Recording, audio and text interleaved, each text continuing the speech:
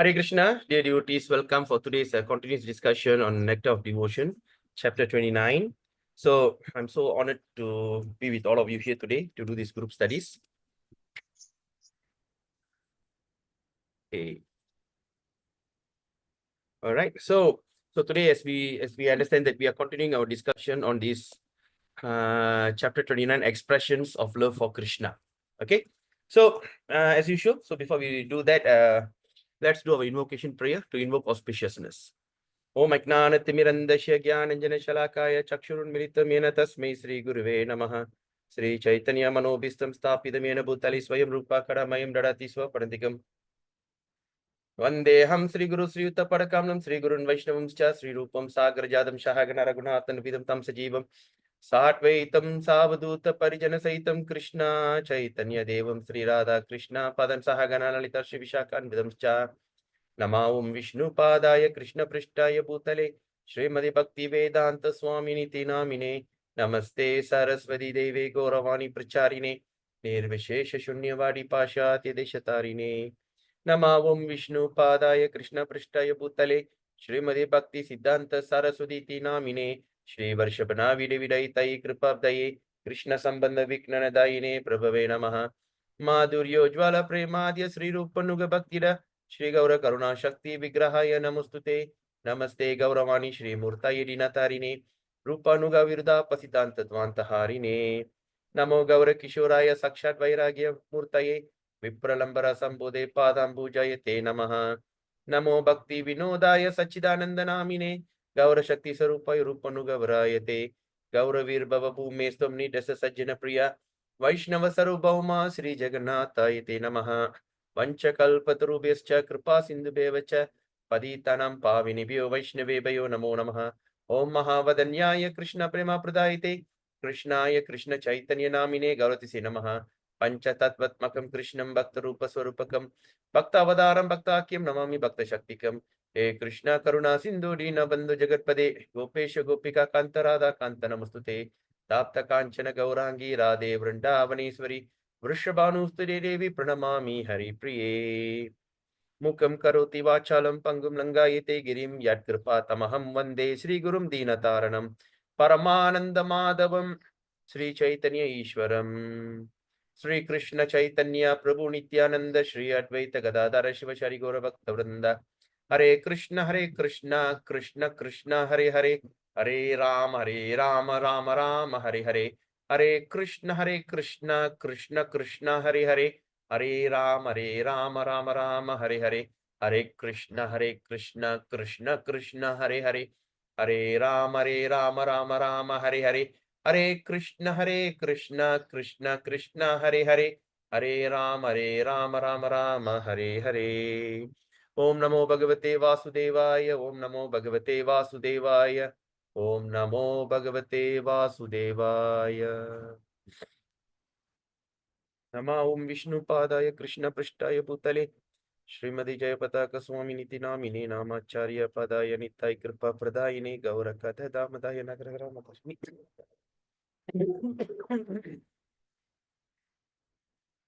All right, so we are going to continue our discussion.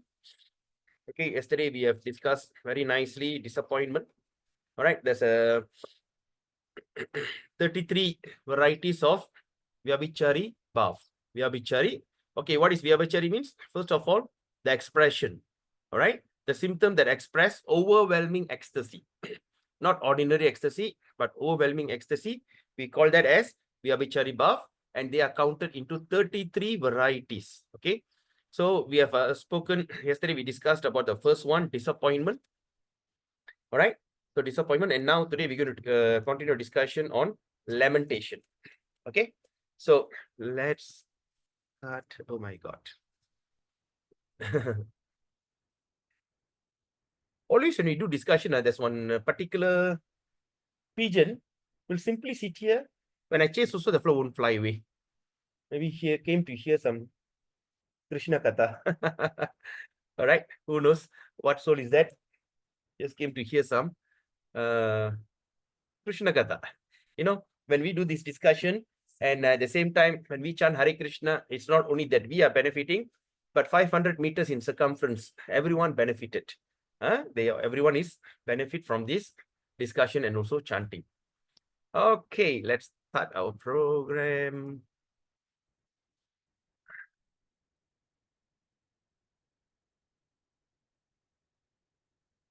Oh no, we have done lamentation, right? We have done the lamentation, yes. Yesterday we have done the lamentation. See, I marked in the wrong place. All right, today we're going to discuss on humility. Okay, yesterday discussed on disappointment and lamentation. Today we're going to discuss on humility. All right. All right. So the third one, atta. The third, what they call? Symptoms. Dukkha, trasha paradyadyair. Anaurjityam tu dinata. Chatu krin, madhya, malinya, chintanga, jadi madikrit. Humility. The sense of weakness. All right. So what is humility? Is a sense of weakness caused by distress, fear, or offensive is called humility. Okay. That means a sense of weakness. Okay. So Prabhupada translate this as sense of weakness. That means weakness caused by distress. All right. Sometimes when you're distressed, we tend to be humble, humility. Fear, offensive is called humility. In such a humble condition. So now this is also called another kind of humble condition. Okay. In this humble condition, what happened? One becomes talkative. They become small in heart. That means they start to have, they start to doubt their self. They feel like so small. And sometimes they have dirty in mind, full of anxiety and inactive. Okay. So this is the symptoms that sometimes humility that we see. First of all is a sense of weakness that caused by distress, fear, and offensive. All right. It's environment. So in that humble condition time, one sometimes become very talkative. They start to talk a lot. Okay. And sometimes and they have a small in heart. That means small in heart means what? They start to have a kind of low self-esteem. Sometimes they have dirt in mind. So dirt in mind, sometimes they will like start to think about all the nonsense things. You know, sometimes when a person become distressed in their mind, they start to think about whacking up that person, killing that person. You know, all these kind of impurities will start rising. And another thing is they're usually in full of anxiety. What is anxiety means? In a situation where they couldn't make any decision. They don't know what to do. Okay. And after when all these combination things they become so confused, they become inactive. They just sit in one place and they don't know what to do. So now let's look at this quoting from 10 Canto 51 chapter text 57. Tatra dukkena yatasri dashame chiram iha vriji nartas tapyamanu tapair avitrisha sadamid shadda mitro labda shanti katanchit sharanada samupetas tvam padabjam paratman abhayam rittam ashoka pahi mapanam isha. So in the 10th Canto 57, the Srimad Bhagavatam, there is a following statement by King Muchukunda. All right. We are still following that King Muchukunda. He says, my dear Lord, because of my bad deeds in the past, I am everlastingly aggrieved. All right. So when you see a person who are aggrieved, they are grieving, it is because of their bad past deeds. I am always suffering from my desires. All right. So if you really think about it, the desires that sometimes we have, it is sometimes create a kind of severe suffering. Okay. Say like your life is only limited to this. Okay. I'm earning around, say, nowadays average income, say 5,000. And I've set my life within that 5,000. But now I aspire for a $15,000 salary lifestyle. All right. I got a small car, I got a small basic. But after that, you start to imagine, oh, I want to have a bigger car, I want to have a bigger house, I want to do this, I want to buy more gold. You know, there's a gold sales, you know, this and that. So when you start to desire that, it is imagination that creates distress. All right. So he's saying, I'm always suffering from my desire. Okay, I'm suffering from a desire. But still, my senses are never satisfied with material enjoyment. All right. The senses are actually cannot be satisfied. Why? Because the senses are naturally situated. All right. How does that, how we can understand that? Say, like, for instance, our body. Our body is made of 20 elements. Can you all remember that? Do you remember? What is the 20 element our body is made of?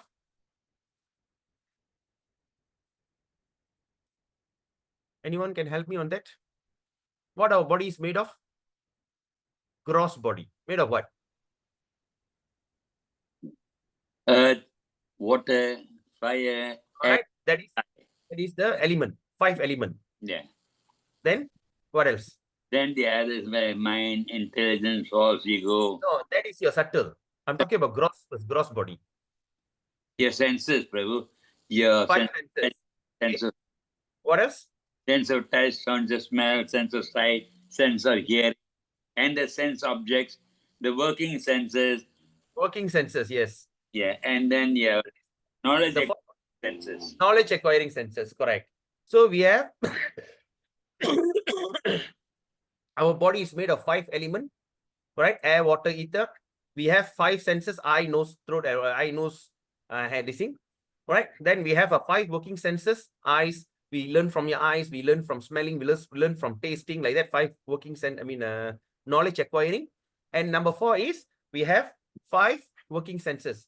That means your voice, your hand, leg, anus, and genitals. All these are material element. Okay.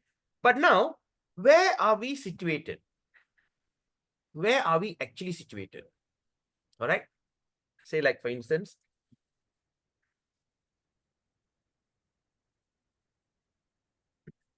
right? So this is the material nature. All right. Is the material nature is fact or illusion? Illusion. Are you sure? Yeah, material is illusion, Babu. Our thinking is illusion. Material nature is fact. Prakriti stays forever. Yeah, what you call the Mahatattva. Yeah, yes. But mind is illusion, Babu. Correct. So the material nature is fact, right? It's factual. Yeah. All right. Now, this is the yellow thing that I draw is a material nature.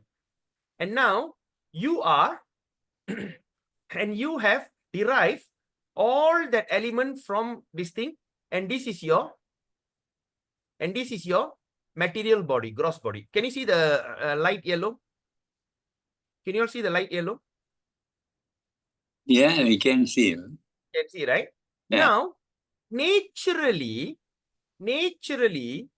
this subtle thing, it is naturally derived from material nature. What happened? Naturally, this is part of this. Can you see the arrow? I draw the arrow from here, but it disappears here. Yes or not? Yeah. Now I'm drawing one arrow. Okay, go. It goes in. Even I draw, cannot be seen. So what we understand from this? Naturally, our senses, it is part of the nature. It is not something which is not factual. It is not factual. It is the fact, because this body that we are sitting in, it is part of this nature, prakriti. So naturally, what these senses have to do, right? For instance, now let's see. We have who are the people? Okay, we have Vaishnav, Chanalakshmi Gandhi Mataji, Nanda Devi. Okay, Suddha Sindhu Mataji. Example. Suddha Sindhu Mataji is a Chinese-bodied Mataji. Yes or not? Now, Mataji, are you free to just have a short discussion? Yes. Okay, Mataji, now I want to ask you a question. Now, we have options here. The options is, okay, there's a prasadam served. Okay, there is one side of prasadam is dosa, chapati, idli, Indian type. The another part of the prasadam is Chinese prasadam, like curry mee, wonton, or whatever the Chinese dish. Okay. So when you are going, what is your first preference? Do you go straight to the Indian fusion or you go to the Chinese fusion? Normally Chinese first. Chinese first lah. All right. Okay. Now the same question I ask, say, another person who's there. Gandhi Mataji. Okay, Vaishnava Kripa Prabhu. All right, now ask you, Prabhu. When you are going to take prasadam, there's one side Chinese, one side Indian. All right. Which will be your first preference? Naturally, Indian will. Indian. Why like that? Why? We are conditioned like that. Because that's naturally when you are conditioned in Indian body, you are attracted to Indian food. When Mataji, Sudha Sindhu Mataji is naturally, she's a Chinese body, she will be attracted to the Chinese prasadam. All right. So like that is a natural attraction. It's naturally, that's the thing. All right. So like for instance, how long can we go on eating Chinese food in an Indian body? You know, sometimes you say, oh, I prefer idli dosa. And for a Chinese, how long have to go on eating this pongal, sambar, idli dosa? I prefer Chinese. So it is natural condition. So what I'm trying to tell you here is naturally, when you are in this material condition of life or this material body, you are naturally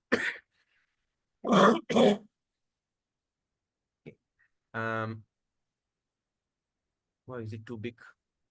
Okay, it's here. All right. So naturally, when you look at this, naturally you are attracted. So when we are in material sense, when we are given material body, your attraction naturally will go to sense enjoyment, because the eyes can see the material object. Your material eyes see material object. Your material ears listen to material sound. Your material skin or touch will like to touch something which is, because that's natural. All right. So, but our biggest challenge is this. All right. And we have another 3 element called subtle. That is mind, intelligent, ego. All right. The mind, intelligent, ego, it is what they call, it is neutral. It can be either materially attached or spiritually attached. Materially attached or spiritually attached. All right. Because it's semi-spiritual and material. Okay. So now the question is, so when we are in this material condition of life, okay, when we are in this material condition of life, so naturally what will happen to us, right? So naturally, that's why he says, my senses are never satisfied. Why? Because your senses is part of this nature. The nature, see, we are living in this world for what? 50, 60, 70, 80 years. All right. We are living in this world for such a long time. And yet, we still feel the enjoyment. Every day, we are looking forward to some kind of new enjoyment. Even though that you're on routine. Every morning you go for job, then you take your breakfast, you go to that one particular shop, you eat your breakfast, you come back, you take your bath, you read your newspaper, then after that, you have your lunch, then you go for golf. That's routine. Even it's routine, you still find it very satisfying. Now I want to tell you, the fish in a tank. Why the fish could live in a tank? Because the fish have very low memory. It has only few second memory. It cannot remember things. So when the fish from one corner, it just take a U-turn, it feels like a new experience up to that end of the tank. Then after that, it takes a U-turn and it's a new experience. So it's keep having a new experience every second. That's why a fish could live in a tank. Right? But like that, this thing, other animals cannot do that. Or human being cannot be confined. Another example is, you see the chekkumadu, when they start to grind oil, castor oil, sesame oil, there's a lock. They put a lock there, they put all this thing, and they tie it to the cow, and the cow keep going around and around and around. Because for the cow, as it goes around, of course, it pulls the thing and of course it produces oil. But the cow can keep going around and around because it keeps getting new experience. Similarly, we as a human being, even though that we are in routine, we are doing things in routine way. Morning we do, every day, example, every day you go to that one particular shop for breakfast. You go for a jog. You go to the jog, you run at the same track. You end up seeing the same people. You're seeing the same tree. Then after you come back, you take your breakfast. Say like, okay, we're talking about normal people. Okay, go to one shop and have breakfast. After breakfast, come back home, take a bath. After take a bath, read the newspaper. After read the newspaper, then maybe just loiter, laze around, do some housework and this and that. Okay, then then have lunch. After lunch, say you go and play golf. You go to the green and play the same hole. 9 hole, 18. Okay, 9 hole, 18 holes like that. So you go to the same spot, you hit the same ball, and you have the same experience what you have experienced yesterday. And after that, even we are running in routine. All right. We are just going around in the circle, round and around and around and around in a circle. And we feel, okay, we're going around and around and around and around and around and around and around for 20, 30, 40, 50, 60, 70, 80, even 100 years. We're still going around here.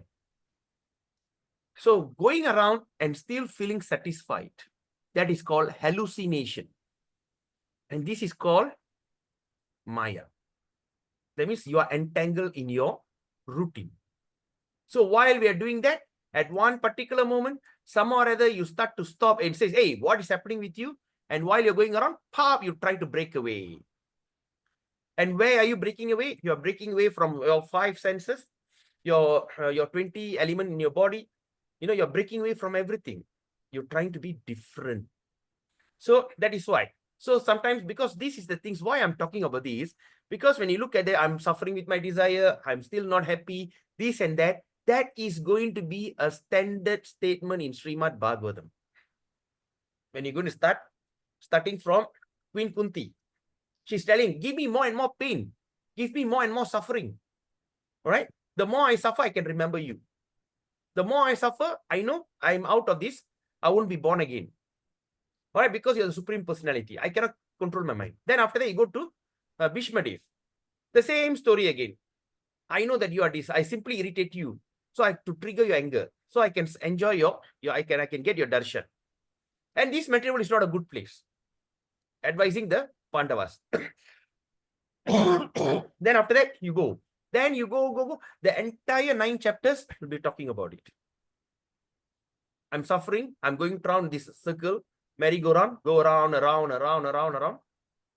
Right? But now I break away. I'm excited. I see you, Krishna. I see you, Vishnu. I see you, like a what do you call? Dhruva. All these things you study. Then after that, we go to the ultimate happiness. That how we can simply come out of this and never come back. And even you go there, you don't even have fear or reverence. That's 10 canto. All right. Anyway, I don't go into that. We keep it as something that we're going to study in our Srimad Bhagavatam. So like that. So that's why we understand from this statement here that I am always suffering from my desire, Even though your intelligence says, hey, you are not supposed to enjoy this. This is not a place for you. This is not a place for the gentleman. All right. And yet we can still feel okay with it. We still say, hey, okay, still I'm this thing. So that's a kind. That means you see your body enjoying, but your mind behind saying you are not doing the right thing. And it happened even to King Muchukunda. And he's lamenting to Krishna. Never satisfied with material enjoyment. This material enjoyment can never satisfy because it's like, because the senses are keep renewing every second, just like the fish. It's going around the tank from one corner, go to the next tank. It's enjoying itself. All right. Sometimes they put another small fish. I had a big fish today. Then after that, it forgets it eats. Then you put more food, the food can still eat. It forget that it's already, the stomach is satisfied. All right. So like that. So material enjoyment. So somehow or other, now Muchukunda is telling, but somehow or other, by your grace, I am now in a peaceful condition because I have taken shelter at your lotus feet. So what we can understand from this? So I never material enjoyment, somehow or other. That means by somehow or other. That means we should understand when we are getting the grace of Krishna to become his devotee, it is not by our own effort. Krishna have decided, now let this batch come back home, back to God, but come back to me. You understand? Now is an opportunity. Oh, sorry, why my hand went up? Right, because I've lower hand. All right. So now we have this opportunity. Okay, now this batch of 8 people here. All right. I want you to study about my life, about my disease. Do you think all this happened by chance? Happened by luck? So he's saying somehow or other, by your grace. So my dear Prabhus and mothers, I want you to remember this one thing by heart. I want you to remember this one thing by heart. I want you to really convince. This is a strong conviction. That is, Krishna has paid his attention on you. Or in other words, Krishna is paying attention on you. When we pray to Krishna, my dear Lord, give me your grace. Give me your blessing. Give me your blessing. I know I'm suffering. Oh, I want to come back. My dear Lord, I'm chanting Hare Krishna. I'm reading Bhagavatam. I'm reading Bhagavad Gita. I'm so much in ecstasy. Oh, Krishna, I don't want to be born again. I want to come back to you. And you know how Krishna bless you? How to understand that Krishna bless you? When Krishna introduce you to a spiritual master. Krishna in the heart of the spiritual master will inspire him. And somehow or other is also in your heart. He will also inspire you. Now look at the spiritual master. Yes, that is your spiritual master. Take shelter at his lotus feet. Without taking shelter, there's no way you can come to me.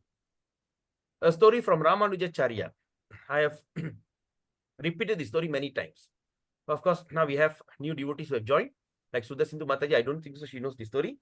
This story about one of the great Acharya, Siksha Guru to Ramanujacharya. All right, his name is Tirukkachi Nambi. Okay, this Tirukkachi Nambi, by birth is a Vaishya. Right? In a Vedic system in those days, Vaishyas are not allowed to enter into deity worship. They are not even get initiated and something like that. So the one that always that get all these things is a Brahmana and Kshatriya. Vaishya means Chettiar. He's a Chettiar by birth. Okay. So but the amazing thing is, he can speak to Lord Varadaraja like a friend. He speak to the deity. And his job is always make a garland, offer to Lord Ranganath. What they call? Arangan. Lord Arangan, Ranganathan. All right. Lord Vishnu. Offer the Lord Vishnu, and he takes the fan and fan him. All right. Fan him. So that is his seva. So until one day, the Lord became so happy and they came to him. Then after that, he became so famous until everybody used to ask. This one particular devotee asked, can you ask Lord Ranganath that will I not to be born again in this material world? Will I go back home, back to Godhead? Okay. I say, okay. Then after that, he asked Lord Ranganath. I think Ramanujacharya will ask. Then ask for some instruction. And he will be talking to Lord Ranganathan. And Lord Ranganath says, yes, this is this. Okay, he will definitely come back or something like that. Then after that, this Tirukkachi Nambi became a little, sometimes even how much we worship Krishna, sometimes doubt will come in. But thank God he got the doubt at the right time. He asked, my dear Lord, will I come back home in this birth? After I give up this body, will I come back to you? And Lord Ranganath says, no. And he got a shock. What do you mean no? Yes. We are always talking to each other. You are coming and giving darshan, which is very rare. We are talking. We are like talking like a friend. And you are telling I won't come? No. And why? Because you have not served my devotees. You have not served my devotees. You can never come back to me without serving my devotee, without surrendering to my devotee. And later, of course, it's a long story, but this is one example. So when we pray to Krishna, if you think Krishna is giving you a boon, is when you are directed to a spiritual master. All right. This guru is one of that energy, the mercy energy of Krishna. Where is that evidence? First, Antya Leela, sorry, Adi Leela, Chaitanya Charitamrita, Adi Leela, first chapter. If you have Chaitanya Charitamrita, please read that first chapter. Read it as many times as you can. There's 3 types of guru. First is Chaitya Guru in your heart that guide you. That is what here. Your Chaitya Guru is guiding you. All right? Into that. Then after that, you come to Siksha Guru. The Guru that give you instruction, to teach you, guide you. After these 2 done, okay, now you're already, these 2, okay, done. Then you come to the 3rd one, Diksha Guru. And who's the Diksha Guru? The Chaitya Guru in the heart will appear in front as Diksha Guru. That's why you can never cheat your spiritual master. And the spiritual master knows you. The spiritual master doesn't need to open his mouth and tell you what to do. He can even communicate with you through his mind. He look at you, you'll have inspiration. Because that Chaitya Guru in your heart is the one that manifests in front of you as a Diksha Guru. It's a very amazing relationship. So it says here, so somehow or other by your grace, I am now in peaceful condition. Why? Because I have taken shelter at your lotus feet. If we don't take shelter at the lotus feet of Krishna, it is not possible to subdue the strong thing, the strong material desire. In Bhagavad Gita also we studied that. Okay, I hope you remember. Right? What Krishna will be telling, oh Arjuna, this material nature is very hard to overcome. It's very strong. It's not easy to overcome. Okay, it's so hard, all right? But he says, by my grace, it's possible. Therefore, you have to go and look for a guru. You have to go and look for a person and surrender to him. And he can guide you. He can guide you because he has seen the truth. Okay, anyway. So your lotus feet, which are always free from all lamentation, fear and death. I believe that devotees are experiencing this. All right, even there's no, even if you have some lamentation. All right. But I think you are almost fearless. I don't say 100%, but you are almost 80 to 90% fearless. All right. Fear and even not bothered about death. Even, of course, technically we speak, I don't care about death, but it's sometimes very scary. But even it happens, all right, you are very pretty sure where's going to be your next destination. All right. Sometimes a devotee who have totally purified by sin, they can't wait to die. They can't wait to die because they say, if I just leave this body, the next step I go to another body of a family of a devotee or go back home, back to Godhead. Then he says, oh, Supreme Protector, or Supreme Soul, or Supreme Controller, right? Kindly give me your protection. How he addressed Krishna? Supreme Protector, Supreme Soul, Paramatma, that lives in your heart as Chaitya Guru, and also the Supreme Controller, the one who controls the every creation. Then he says, kindly give me your protection. So when he asking protection from Krishna, he could have just said, oh, Supreme Protector, kindly protect me. But he says, oh, Supreme Protector, Supreme Soul, Supreme Controller. So you protect me, not simply protect me from external thing. Protect me even from internal, because you are the soul inside. Right? So please protect me. I am so much embarrassed. So this statement by, okay, all these things we study very detailedly in Srimad Bhagavatam. Anyway, so this statement by Muchukunda is instance of humility resulting from severely miserable condition.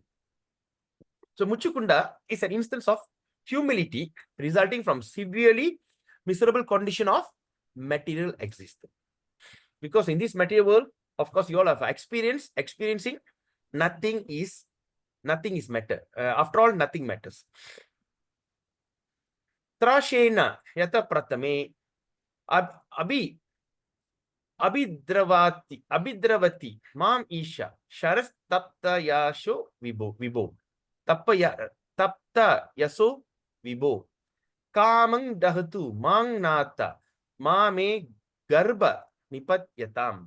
So this is the praise from Srimad Bhagavatam 1.8.10, quoting in Southern Ocean, 4th wave, text 23. So this is the story about Uttara. Uttara is mother of Parikshit. Okay, what happened? Mother of Parikshit was killed or attacked by Brahmastra. Brahmastra means nuclear weapon. Okay, the beauty about this those days Vedic system, they can aim the nuclear weapon, total destruction to one particular, like that. But nowadays, they have to drop a bomb and kill everybody. All right? Just like a drop of bomb. All right? Just like sometimes a person get cancer, he has to go for chemotherapy. What is the chemotherapy? It kills good cell and also the cancer cell. All die one shot. Then after that, build back your good cell. So that's like atom bomb, and they drop the atom bomb, all the innocent people died, including along with the soldiers and all the things. All right? But those is Brahmastra, they aim. So Uttara, the Ashwatthama, son of Dronacharya, he sent Brahmastra to the womb of Uttara because he wants to kill the child Parikshit. All right? She became afraid of losing her child because Parikshit is the only heir to the Pandava. Because the Pandavas' children, the 5 were killed, everyone was killed. All right? Abhimanyu, all were killed. The only thing is available is Parikshit, the only grandson. If he dies, finish. There's no more the kingdom or this thing. So the child Parikshit, the Parikshit was still in the womb. So she immediately surrendered to Krishna and said, "My dear Lord, kindly save my child." And after that, as motherly, she said, "I do not mind if I myself be killed by Brahmastra." So this is an instant of humility caused by fear. Aparadena yatashi dashame, quoting from 10, 14, 10. Ata shamashvachutta me rajo bhuvo kya janatastvat prata gisha manina ajavale panda tamo anda chakshusha esho nu kampyo mai natavan iti. In the 10th canto, 14th chapter, verse 10, Srimad Bhagavatam, Lord Brahma says, "O infallible one, I am born in the mode of passion, and therefore I have been falsely proud of being a creator of this material world." See, even what we can understand from this, the 3 mode of material nature that conditions a person. All right? So they call pradhana. Mode of goodness, mode of passion, mode of ignorance. So even Lord Brahma says, "I have been falsely proud because I born in the mode of passion." Even Lord Brahma find it is not easy to overcome that environment. But of course, he is lamenting. Then he says, "My false pride was just like a dense darkness." Okay? My false pride. What the false pride? I am the creator, I am this, I am that. Okay, dense darkness, and in the darkness, I had become blind. And he says, in my blindness, I was considering myself a competitor to you, the Supreme Personality of God.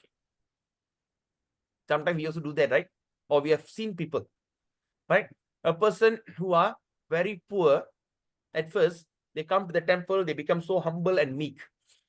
All right? After that, the person becomes very rich, very wealthy. Now the attitude changes. The humbleness, the humility, everything disappears.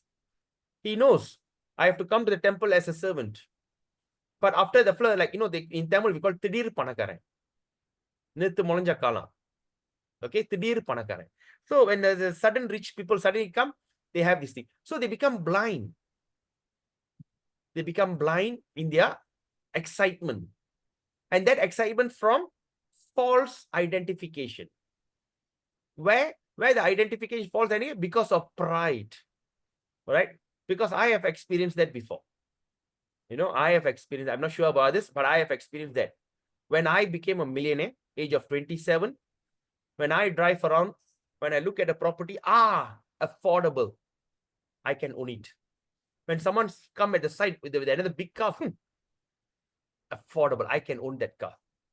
All right? Can you see the building? I think I can. It's like that kind of crazy attitude. But that time I was totally blind. Even though I was a devotee from 15. Right?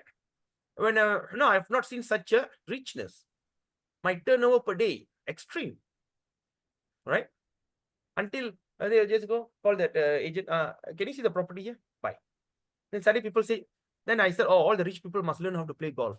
Go to the golf course. Become a member. All these false identification. Then after that, Krishna give me one tie slap. Take everything away from me. Then I start to curse Krishna. Nonsense. But later, now I realize that was my biggest blessing. After as we go on. Because sometimes we get blind. Sometimes we need to jerk. Right? We need to jerk. Huh? So like that. So like that. So what happened? So you like what Brahma says, I was blind, considering myself competitive to you, O Supreme Person. But my dear Lord, even though I am accepted as the creator of the universe, I am eternally your servant. Therefore, kindly always be compassionate toward me and excuse me in that way. These statements, Brahma is the another instant humility resulting from committing an offense. All right, this chapter anyway.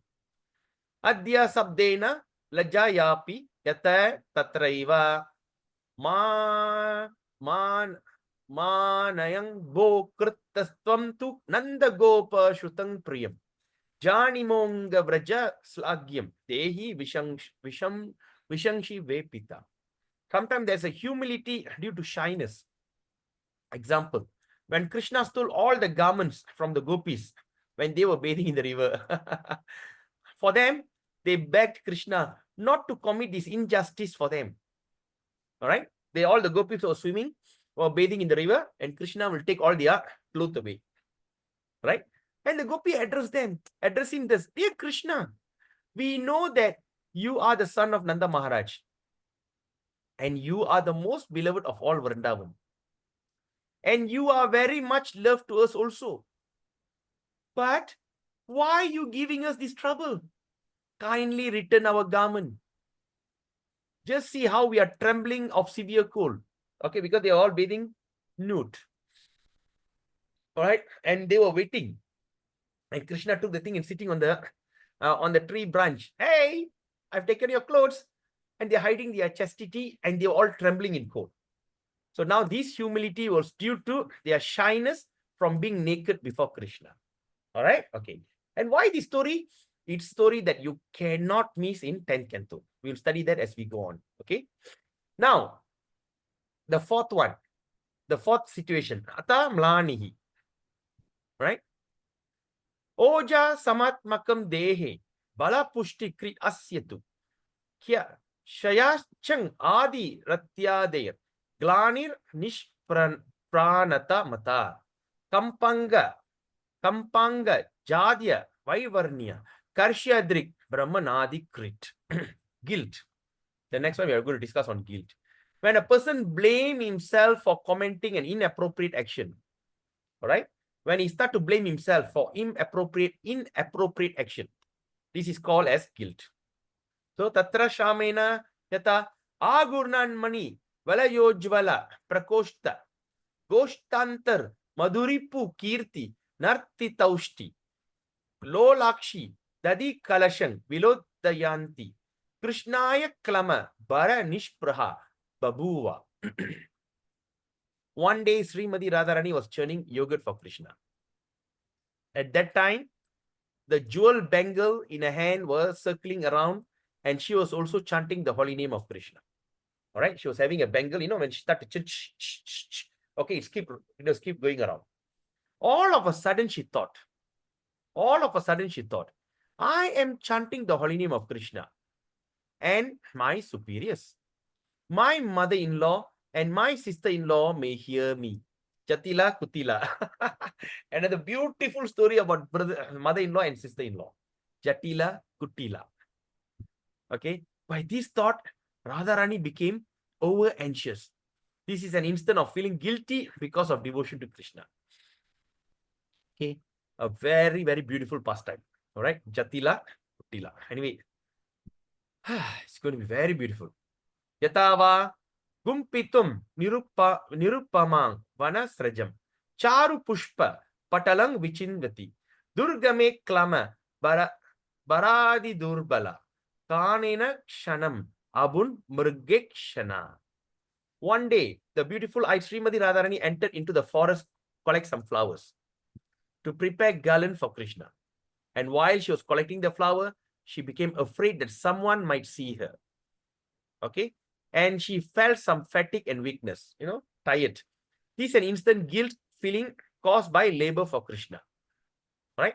So she was doing, suddenly she feels something and she became overwhelmed.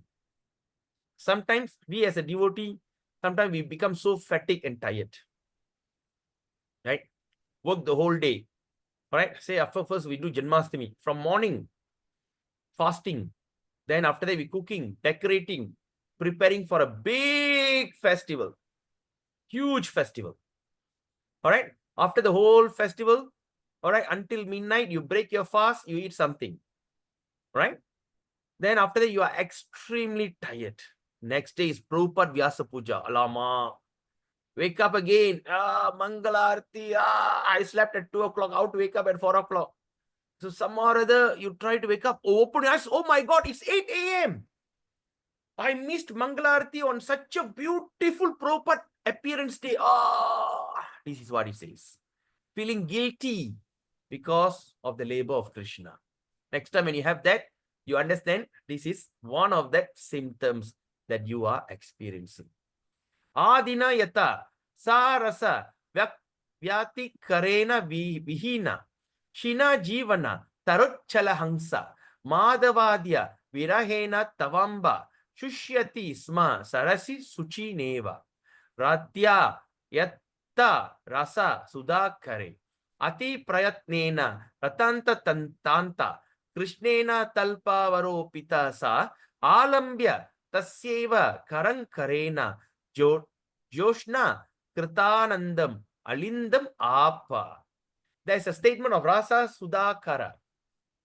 Statement in the Veda called Rasa Sudakara. All these things, Rasa Sudakara and all these things written by the Goswamis. That after passing the night with Krishna, what happened? Radharani became so weak that she was unable to get up from the bed.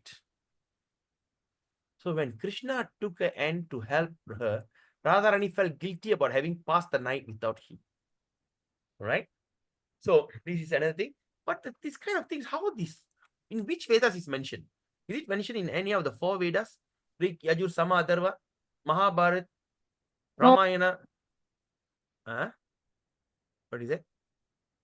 So Mahabharata, Ramayana. Someone saying something. Who's that? Never mentioned in any Vedas, Prabhu. Yeah, never mentioned. Or Srimad Bhagavatam? Is it mentioned Srimad Bhagavatam? I think in 10th canto.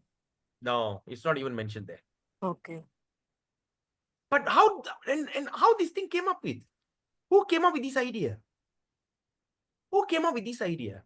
You know, how could anyone can think what actually happened in their private life? These are the manjaris. The manjaris who are serving Krishna, Radha and Krishna, like Rupa Manjari, Kamala Manjari. They have the real life witness. When they came down as a Goswami, they start to write. This is all the writings of Goswami. Right? These are the manjaris. And we are under the Manjari Parampara. Right? Our Bhakti Vinod Thakur is Kamala Manjari. I forgot what is Bhakti Siddhanta Saraswati Prabhupada. And our Prabhupada, Abhaya Charana, the Bhakti Vedanta Prabhupada, he never revealed. But he only revealed to one person. And that one person is Srila Gaur Govinda Maharaj. Gaur Govinda Swami. Right? He, towards the last part, he built the 108th temple in Orissa. At that time, when Prabhupada went and met Gaur Govinda Maharaj, he told his servant, none of them to follow them. No one followed him. All right? Tamal Krishna Goswami, no one was with him. He was privately with Gaur Govinda Maharaj, the last in 1977. That was his final Leela. At that time, both of them had a very intense heart-to-heart talk. And Prabhupada revealed his Swarupa Siddhi. And after that, when Gaur Govinda Maharaj came up, after the Prabhupada left, then everybody asked, what were you talking and this and that? Then he said that at what moment he mentioned, yes, Prabhupada mentioned about his original form. And he says, and they ask, what was his form? I'll tell you when the time comes. I'll tell you. But Gaur Govinda Maharaj went back home to his Gopalji deity in Goloka Vrindavan. He have left the world, went to his eternal seva with Gopalji, Radha Gopalji. So it has become mystery till today. When anyone come and speculate who is Srila Prabhupada, or is this Manjari, that Manjari, it is something that we should think twice. Right? There's one incident happened during the final moment of Srila Prabhupada. One of Prabhupada disciple, so not sure what his name. So that time, Prabhupada called upon His Holiness Bhakti Vedanta Narayana Maharaj. He called him. He called him up, and he called him when he came to see Prabhupada. When he came to see Prabhupada, Prabhupada was in a way of the way that he bent the body with the finger or something like this, and the leg was like this. So it's like a S shape. He was slipping sideways like a S shape, but at the front there, he put the hand in such a way, the finger, and it's S shape, and the leg was like this, not like this, or not like this. It's like this, right? At that moment, Bhaktivedanta Narayana Maharaj told Prabhupada disciple, I forgot his name. Anyway, if I get that video, I'll share in the group. So he says, do you know what is this? You know what is this? He said, no, he's lying down. But why he's lying down?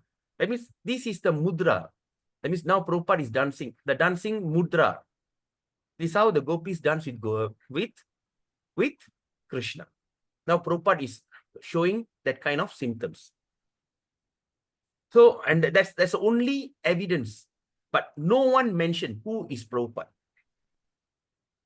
All right. Then after that, of course, Prabhupada told him to give him samadhi. You know, there are all these things. Okay, anyway. So now what we can understand from this here, we are under this Manjari Parambara.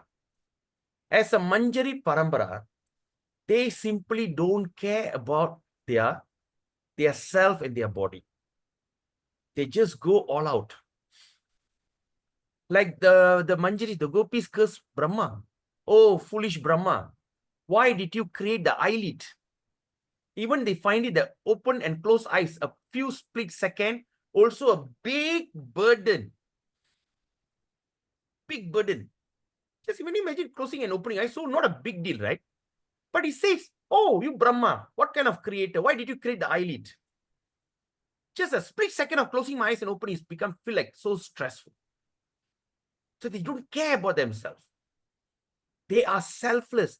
They are 100% into the mode of serving the Lord. So this is some of the symptoms that we can see in our acharyas. Like you see Prabhupada disciples. Right? Even at a very old age. All right? A very advanced age. Srila Janananda Goswami. He went to Paris to revive that Paris Yatra. The Paris Yatra almost to close down. Looks like ISKCON Paris will disappear. He went there without any money, without any penny. He went there, sit on the, you can see he sit on the bench in the roadside or on the distinct pathway. He just simply sing Hare Krishna. And one by one now coming and he's trying to revive Paris Yatra. When you see Narasimha Maharaj, right? He never slept very comfortably. He never ate any palatable food. He is always eat, what they call, what meal is that? Ekadasi food. He never eaten grains. Yet everything without grains. Ekadasi food. And that is also half. He don't eat to his full satisfaction. Right? And another person is like my spiritual master, Jayapataka Swami Guru Maharaj. His body is totally damaged. He underwent a transplant on his liver. And now he's going towards he's having some issues with his kidney.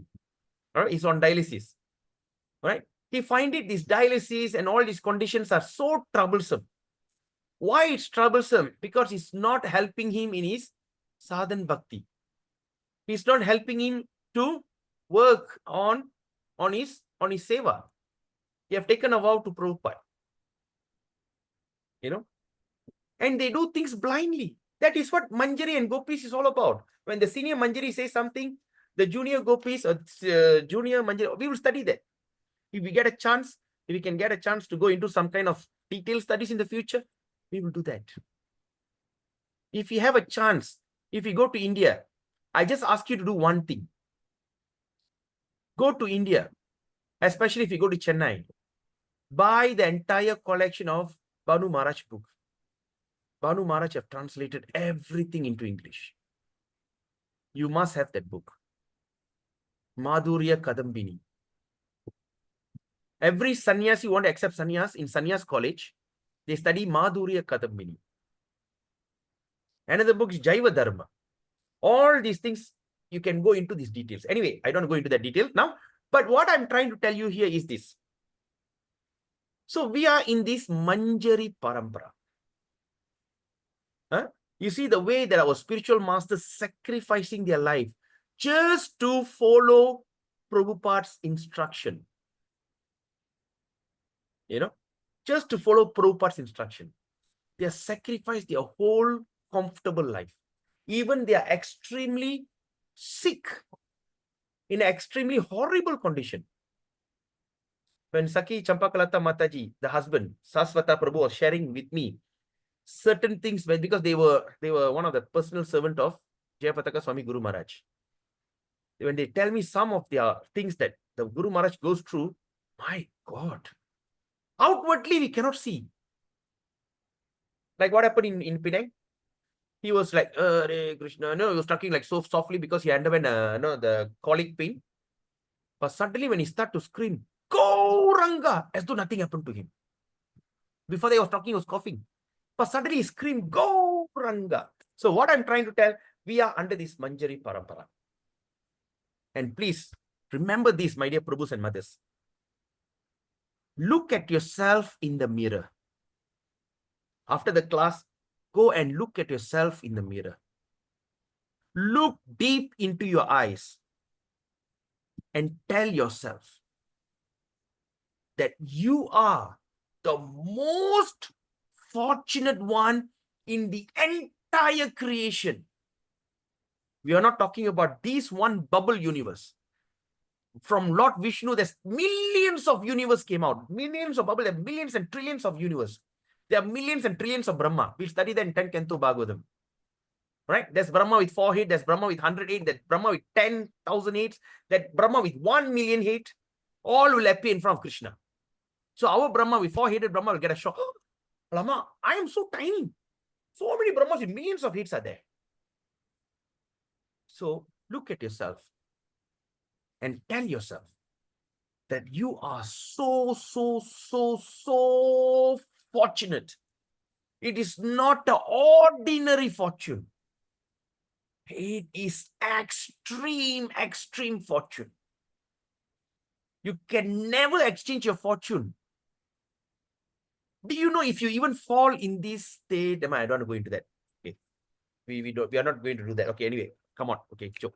Hare Krishna. So look at yourself and tell, I'm so fortunate.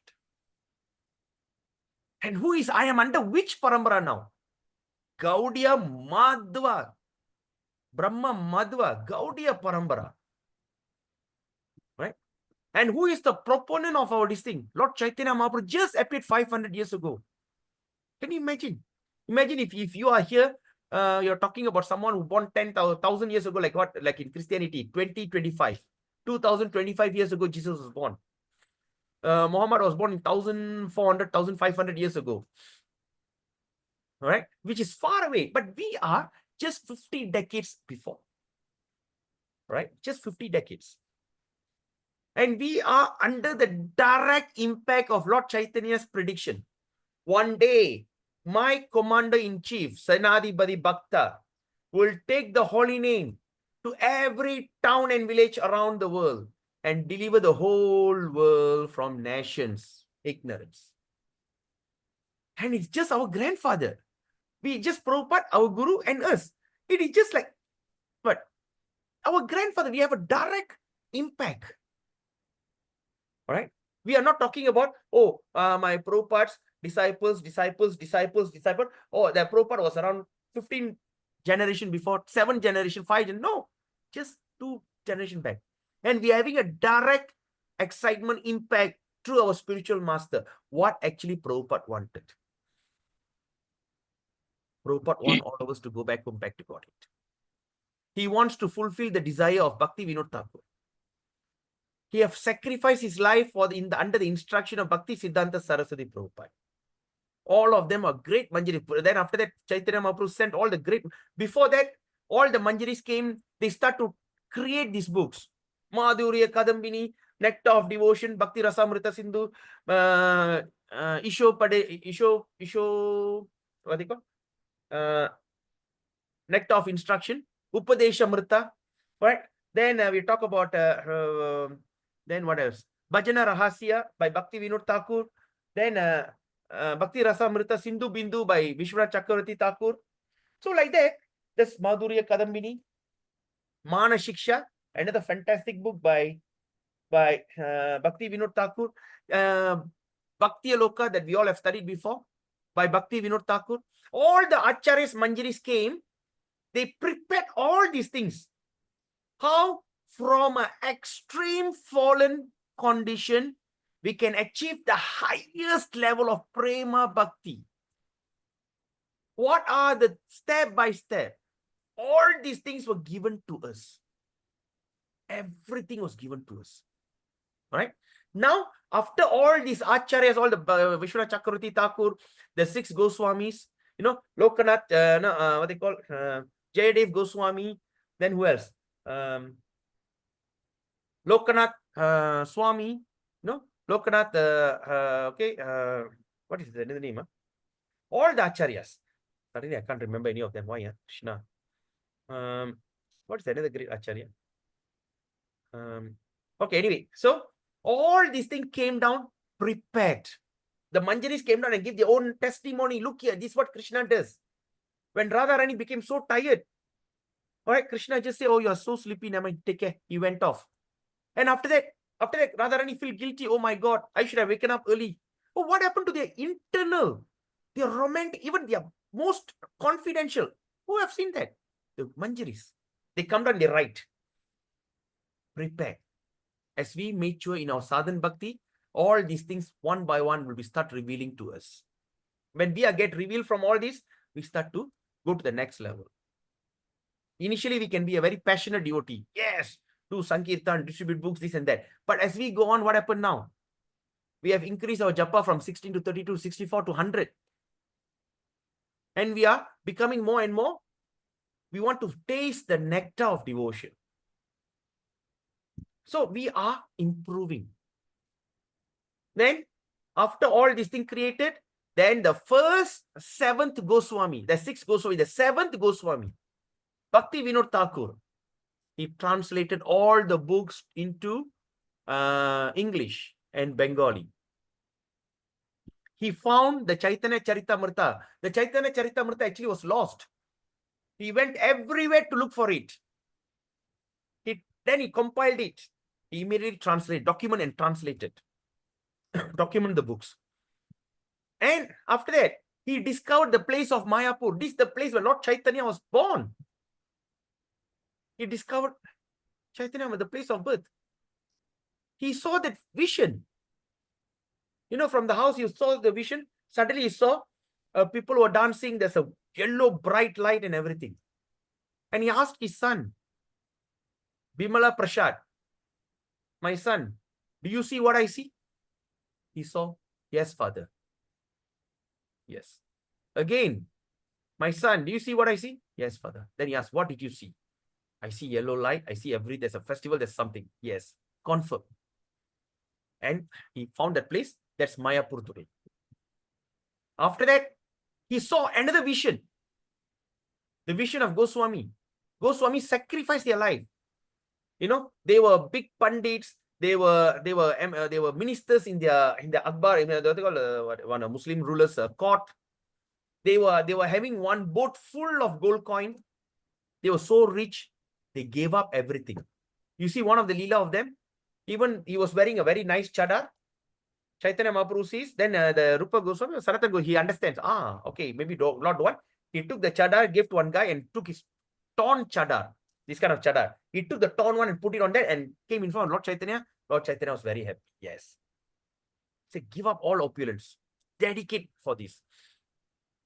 Then when Bhakti Vinod Thakur is what? Our grandfather's grandfather, our great. It's not so far. Around 100 years ago. right? Then he came. Then after that, he got the vision, he got everything, and he passed the baton to the son. The son have seen the same vision as what the father did. And he took it as his life mission.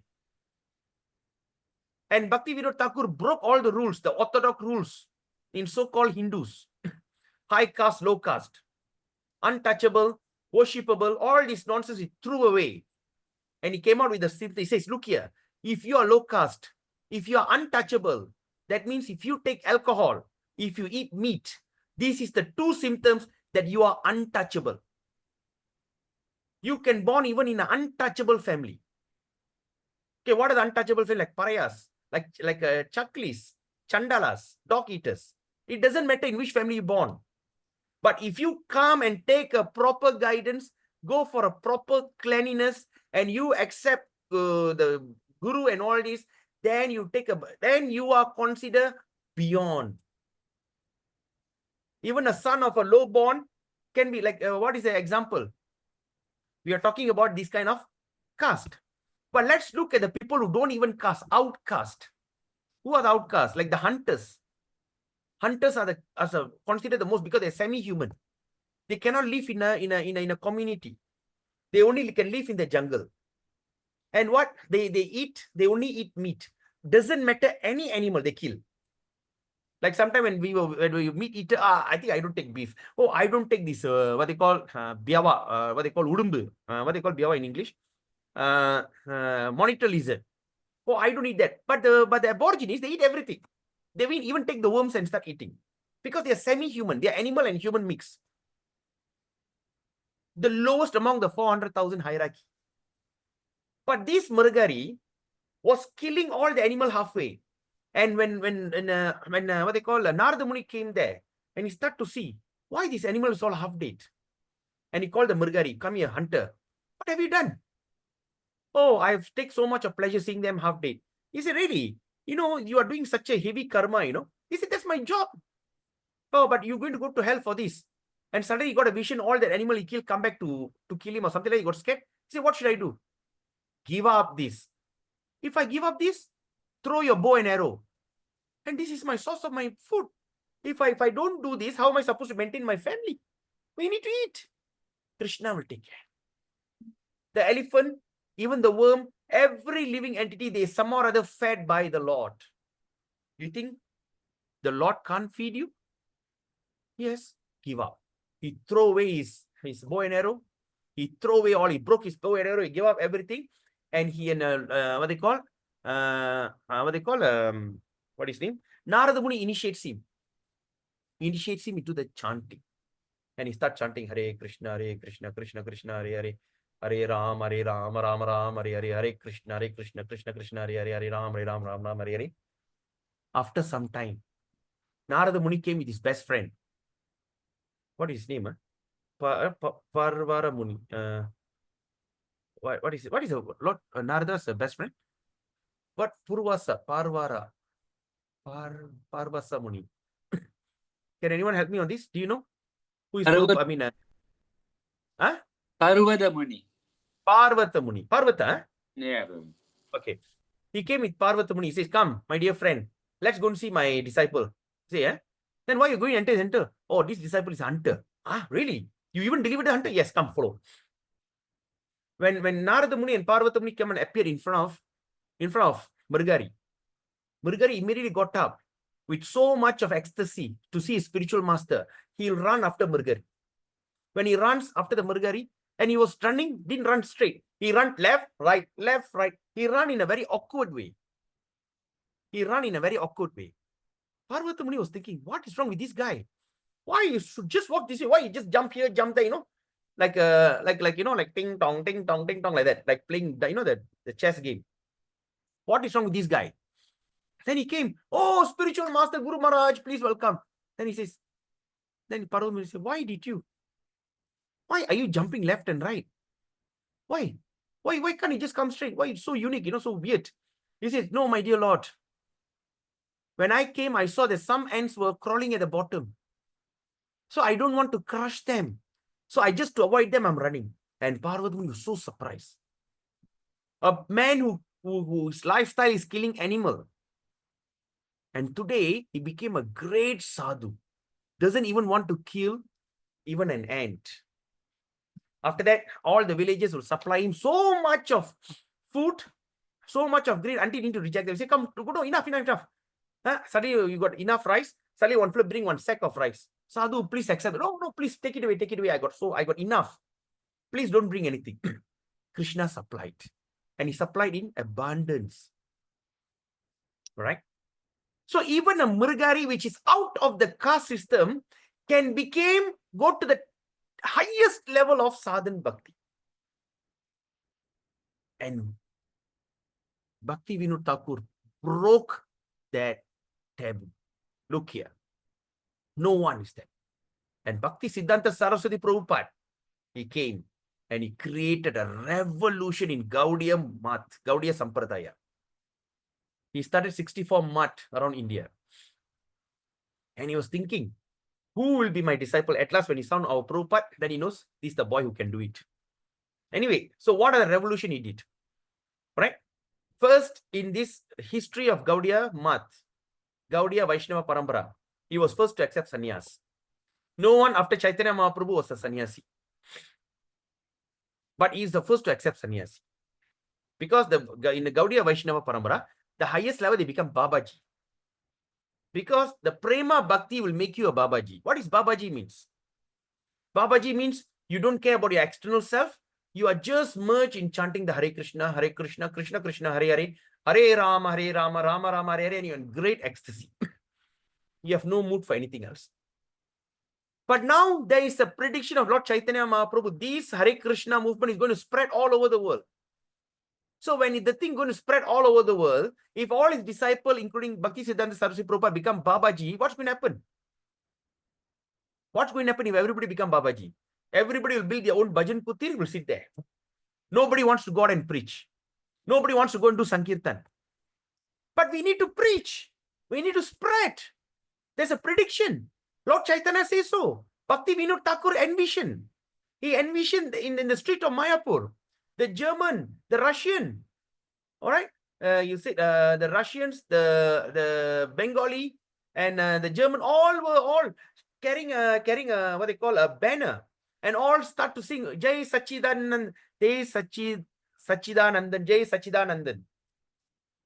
All say, oh son of Sachi, oh son of Sachi. They will all be doing. He got that vision very clearly. And the son realized, the father got that vision. It's going to happen anytime soon.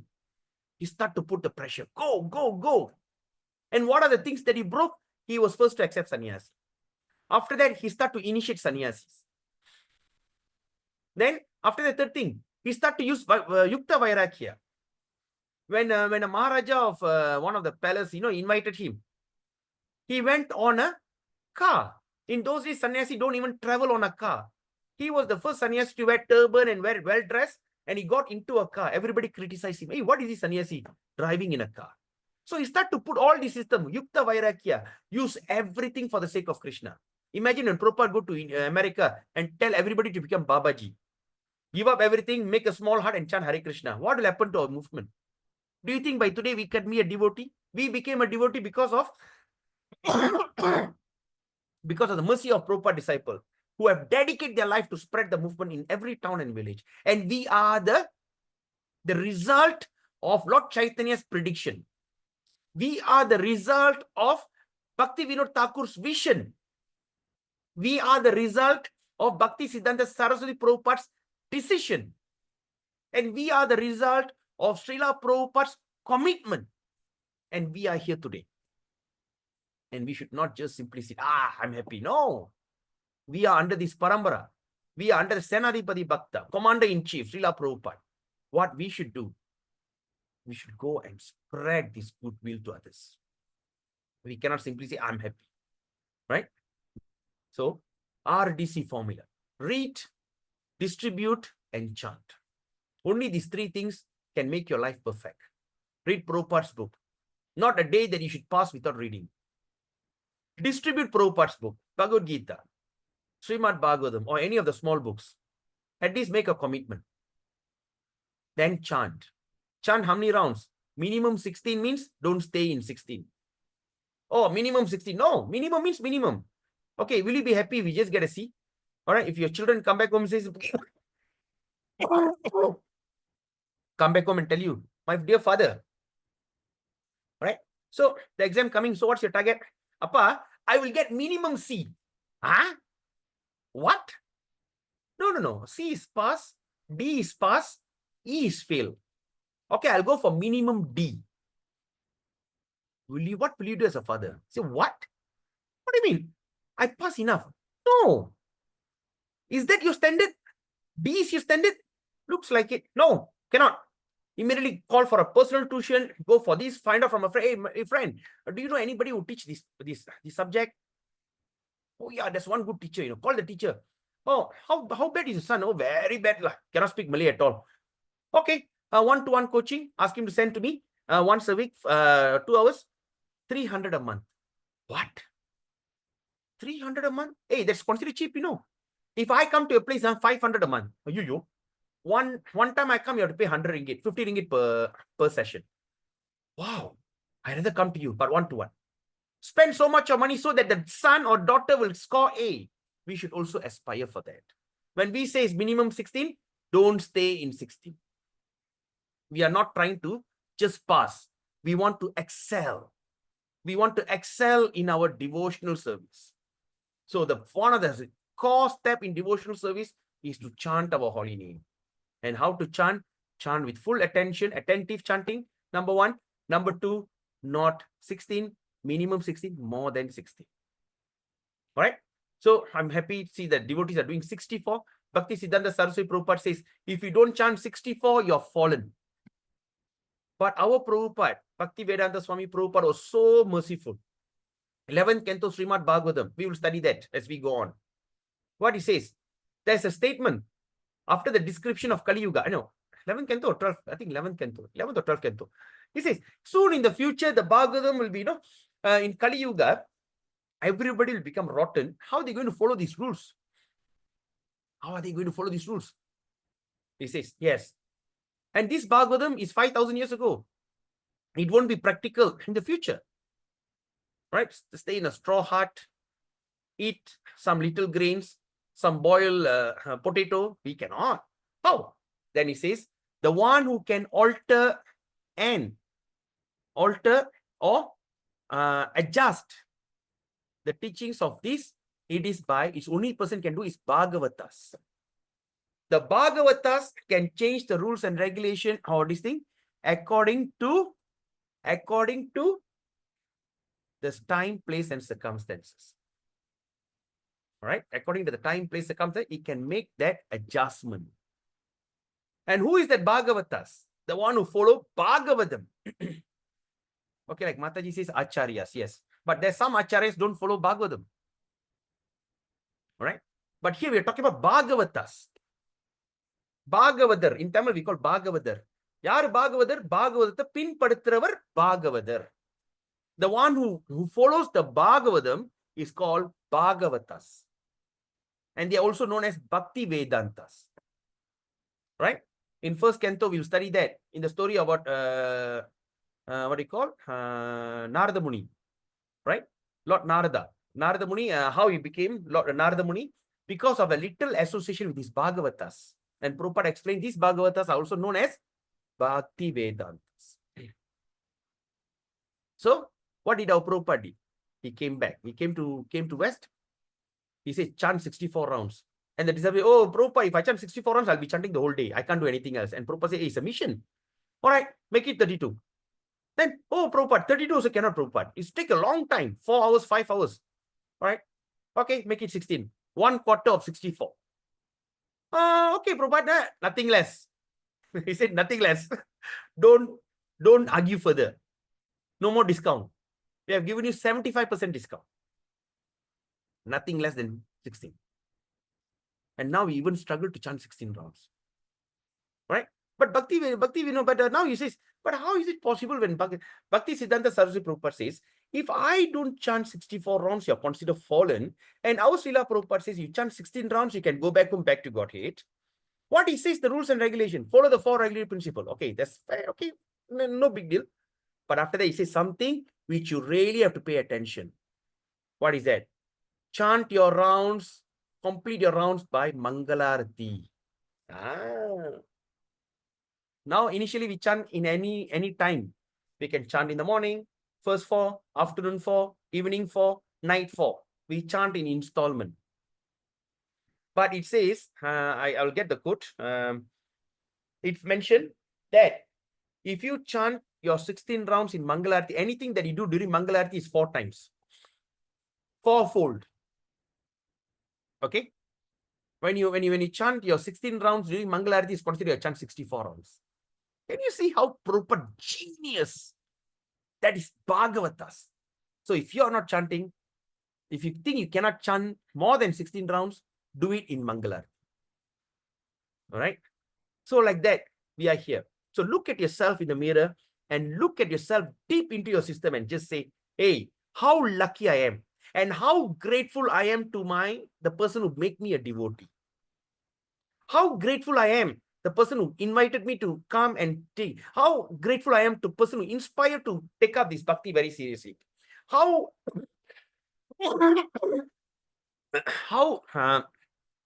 grateful I am to the spiritual master accepted me.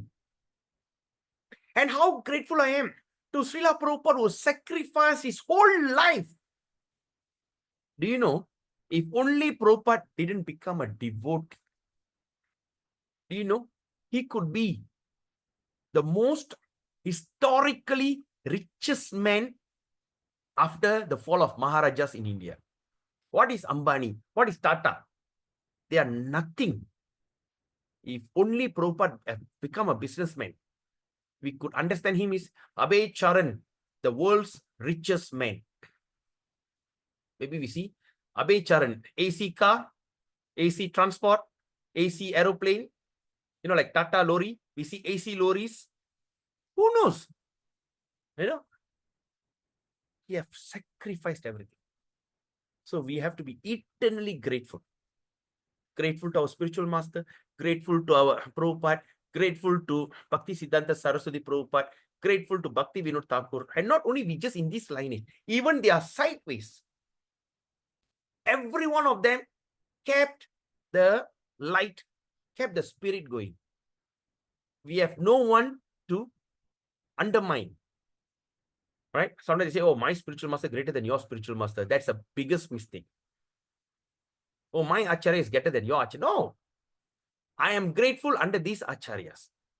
But I am very respectful to all the other acharyas. We cannot come to the level of just being a stereotype. All right? We cannot be a very stereotype kind of person. We have to be very distinct and we should be very worshipful. Just say, oh, like, but now, not now, but formerly there was a big issue happening in Malaysia. We're talking about around what, 20, 25 years ago. My spiritual master, your spiritual master, you know, just like a child, my father better than your baby, your father, you know. Who said? My father very good, you know. Hey, no, my father is even doing, my father buy for me doll, Barbie doll worth 100. And look at your father buy for you Barbie doll in a pasar malam for 5 ringgit. He, your father stupid. It became this kind of childish mentality. But of course, as we becoming more and more matured, then we understand the Guru Tattva. We understand all Gurus are equally situated and we have no distinction.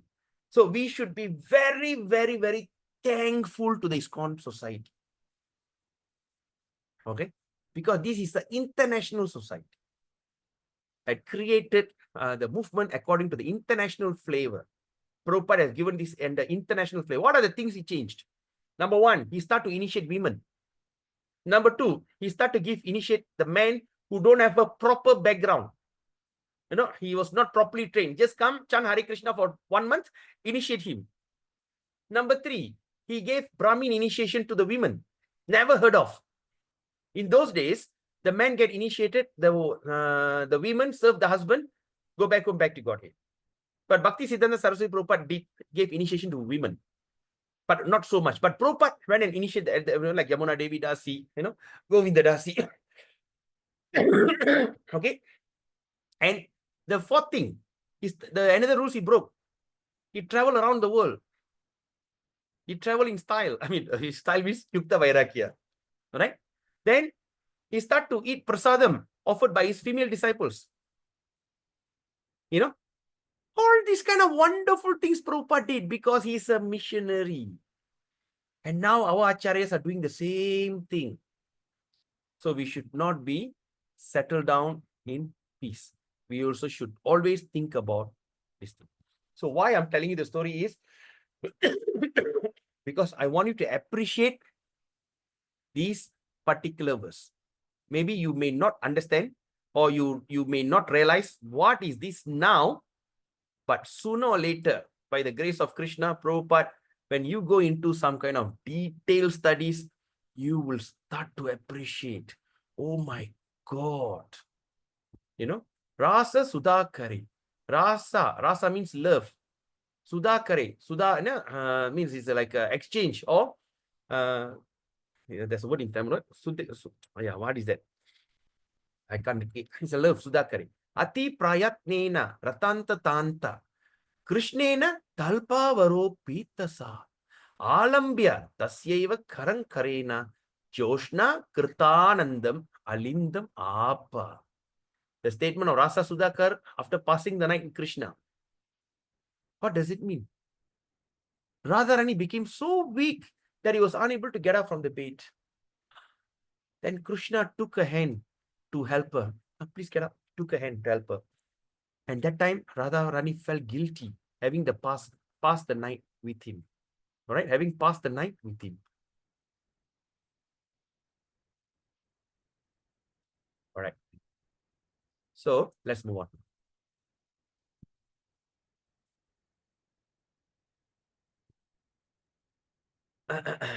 Okay. Ata pa shramaha. Ata adva nirtya ratadyutta keda shrama itiryate nidra svedanga sammarda jirambasvasadi pak asau. Fatigue. All right, fatigue means tiredness. Tiredness which is extremely tired. Okay, internally and externally. All right. If one feels fatigue over walking for a long distance or after dancing and after sexual activity, in this kind of fatigue, there is a dizziness, perspiration, inactivity of the limbs, yawning, and very heavy breathing. Okay. So what we understand about the fatigue here is the situation. After we take a long walk, after dancing, after sexual activity, is a kind of fatigue. There'll be a dizziness, okay, mayakam, perspiration, sweating, inactivity of the limbs, the body all becomes so soft and distinct, yawning, and very heavy breathing. So now let's look at the verse. Ata adavano yataha kritagasham putram anuvrajanti vrajajirantar vraja rajini parikshalat kuntala badenayam babuva garmabu karambitangi. One day Yasoda was chasing Krishna in the yard after he had offended her. Krishna was naughty. He did something mischievous. He ran and Yasoda Mai running behind her. After a while, Yasoda became very fatigued and therefore she was perspiring. A bunch of hair became loosened. Sometimes they change, have you seen? Like a small mother, like a young mother chased the child, the hair will become disheveled. And this is an instance of becoming fatigued because of working too much. Nirtyade yata vistir yotaralita haram anga harang sangiton muka mukarer vrittam shuhir dibihi asidvat virachita nanda shunurva kurvanastata bhuvi tandavani ramaha. Sometimes all the coward boys, friends of Krishna, along with Balaram, danced together in the same ceremony. At this time, the galan on their neck would move, and the boys would begin to perspire. The galan and they start to sweat. The whole body became so wet from the ecstatic dancing. This is an instant of fatigue caused by dancing. Rata yata Sri Dashami tasam ati viharena shantanam vadanani saha pramrjat karuna premna shantan menanga panina. Srimad Bhagavatam, taken Ketu 33rd chapter, verse 20, it is said that after enjoying loving affairs with Krishna by dancing, embracing, and kissing. How? Having dancing, embracing, and kissing, the gopis would sometimes become very tired. And Krishna, out of his causeless mercy and compassion, would smear their face with his lotus hand. Start to push away the hair, okay, just like push the thing. My God, this is an example of fatigue caused by laboring in the rasa dance. Next time when you meditate in rasa dance while you're chanting, all right, if any one of you does that, what are the things you can meditate? Krishna wearing a beautiful yellow garment, red yellow dhoti. Above the dhoti, there's another red color kind of second cloth. He has a garland up to his knee, up to his feet. All right. And he's with the Vangsi's flute. Vangshi. All right. Then he got a beautiful peacock and this, with the thing. He stands in three banga, the three curve. Why? A kind of lustrous feeling to increase the excitement in the gopis. When people start dancing, they don't simply stand like a log. They like to stand in such a way. Sometimes when you see Bharatanatyam, they don't, okay, when the Bharatanatyam start, they don't simply stand. No. They just stand, they start to put their form like this, bend like this. Then when they start to dance, when they put the music and they start dancing. So similarly, he start dancing three banga, one flute like this, the hip and the leg. And all the gopis who see that, they get so much excitement, right? Then after that, when the gopis all came, they all start to dance. There'll be one gopi, a few gopis will be singing songs and everything. When they start dancing, Krishna will expand into every gopi. He'll be dancing with all the gopis as individual. In that moment, right? After that, they will be very tired. And now, what happened? So Krishna's causeless compassion, he smeared their face with his lotus. That means from the hand, he just tried to push the hair, make the thing, this thing. And now the question is, there's hundreds of gopis are there, thousands of gopis are there, right? Because the word that we should see here is like what? But enjoying loving affair with Krishna, dancing, embracing and kissing. The gopis, why is the word gopis? That means it's not more than one, all right? And by his causeless mercy, compassion, he smeared their faces. Their faces means by one, more than one. Tell me how Krishna go and smear all the faces. Come, now you come. Okay, now next. Clear. Okay, now next. No. So this is an evidence that Krishna expanded himself to each and every gopis. And with his hands, he still like push the thing, increase their rasa. So when we meditate, when we chant Hare Krishna, we can even imagine that. All the gopis will, oh Krishna, what a time. And Krishna will be like pushing. This can use as a meditation. Wow. 6. Viveka hara ullasa madasa divido mataha madhupana bhavonanga vikriya bara jopicha gatyanga vanis kalana drigurna rakti madikrit. Intoxication. We got 34 and now only we are number 6. Oh Krishna. It's already 10:48. When one becomes arrogant with false prestige due to drinking intoxicant, being too lustful, the voice becomes faulty, the eyes become swollen, and there are symptoms of redness of the body. I don't know, any one of you have experienced this? This is something that we can see when a person starts drinking. I think I've explained, I've discussed one of that incident happened in my life, right? A very highly respectful person. Very respectful. He's a big time businessman. He had a party. He invited all of us. Very respectful. When he comes, people will be like so respectful to him. And in that party, he started to drink. He became drunk. After he became drunk, he loses all his composure. He went around hugging people, even kissing people. Oh, you are my friend. Lu, saya kawan oh. Saya, he came to me and said, "Lu, saya kawan, ini dato sama saya banyak kawan." My grandfather's friend, associate, business associate. My grandfather, my uncle, I was the third generation dealing with him. Sekarang you datang, oh, I'm so happy, and he will give me a kiss. And he going around kissing people, and he was sitting and rolling on the ground and everything. That's the thing. And after that, all the vulgar words start flying from his mouth. So now you understand intoxication calls you what? Whether whatever it costs, but it can make you look like a fool. So in that intoxication, sometimes we have seen, right, a normal flow and you start drinking. Hey, you know who am I? Na yaru theriyuma? Okay, all that. Anyway, I don't go into the detail. So arrogant, because false prestige, drinking intoxication, being too lustful. Sometimes they become very lustful. That's why you can see in the pub, in all these places, there's a GROs. The ladies will be skimpy dressed, come and sit beside you. You at that time, you're intoxicated, you become very lusty. Hey, yeah, take some more lah. Add some more tequila lah. Add some more beer lah. Oh, okay, some more. You just went there maybe for a few, but end up you spend thousands. All right. At that time, voice become faulty, eyes become swollen, and the symptoms of redness on the body, madness. All right. This is the indiscipline. I'm telling you this so that you can quote. But now, how are we going to apply in spiritual? What intoxication in spirituality can see? Tatra madhupanam. Madhubanam enna Tamil? Madhubanam, alcohol, right? Madhubana. So, tatra madhupana bhavo yata lalita madhave. Now it's quoting from Lalita Madhava, the book Lalita Madhava.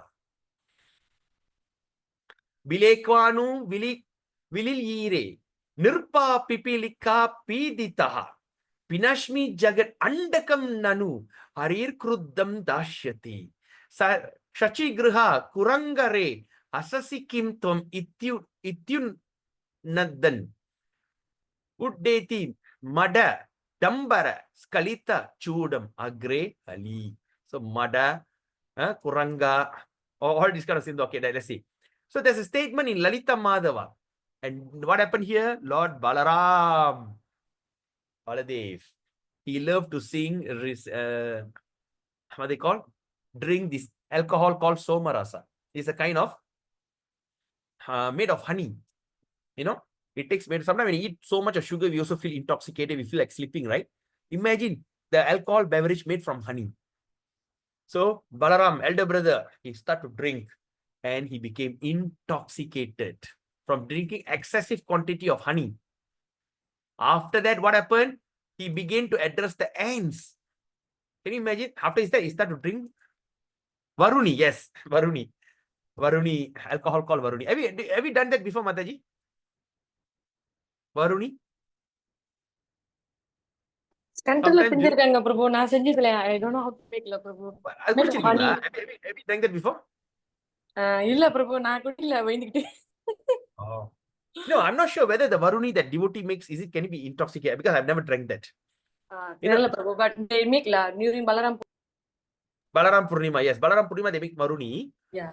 And they offer Varuni, but I'm not sure because I've not tasted Varuni in my life.